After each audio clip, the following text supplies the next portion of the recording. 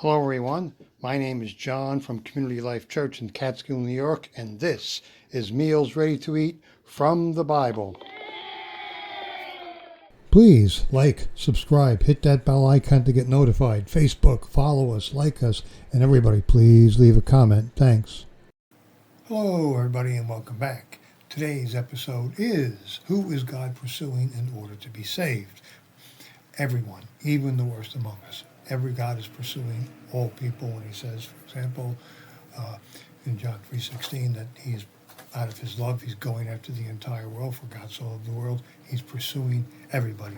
Now, none of us, neither you nor me, can brag before God. We're all born sinners, and we all must turn to God to overcome sin. And by the way, no, babies who are born and then die shortly afterwards do not automatically go to hell.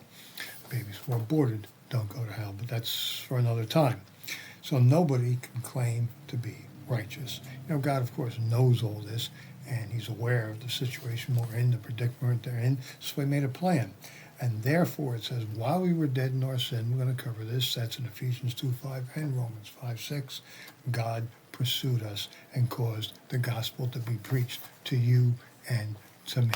So let's go break this down. Let's see what it says in Ephesians about this, and we'll see what lessons God has for us today. Okay, this is Ephesians chapter 2, verses 1 through 5. We'll get to verse 8 later. And you were dead in the trespasses and sins in which you once walked, following the course of this world, following the prince of the power of the air, the spirit that is now in work in the sons of disobedience, among whom we all once lived in the passions of our flesh, carrying out the desires of the body and the mind, and were by nature children of wrath, like the rest of mankind, like everybody else out there. But God, being rich in mercy, because of the great love with which he loved us, even when we were dead in our trespasses, made us alive together with Christ. By grace you have been saved.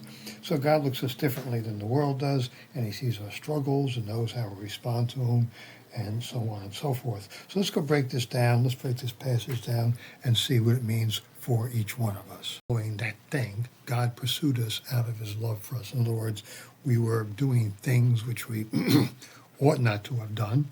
We were thinking things we ought not to have thought, but God still pursued us. He still pursues the people that don't know him and don't follow him. God pursues, God pursues, God pursues us. And God expects us to follow him and obey him. There he says, and this is therefore he says in Ephesians chapter 2, verse 8, for by grace you have been saved through faith, and that none of yourselves, it is the gift of God. So this is a very important concept that we can know and follow him, and he's pursuing us in order that we may follow him. Very interesting, very important, and this is what he does for us, what he does for everyone, even when they don't know him.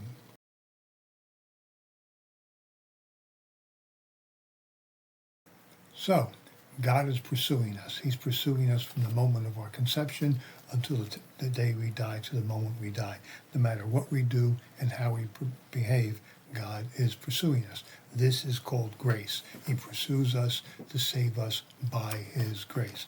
My job, your job, our job is to respond. Our choice is to react and through faith and to obey God, to trust God, and to repent to God. Then we can know God, we can love God, we can follow God, we can obey God, and influence everyone around us. And that is good news. Thanks so much for listening. We'll see you next week. So long, and take care. All right, thanks for watching.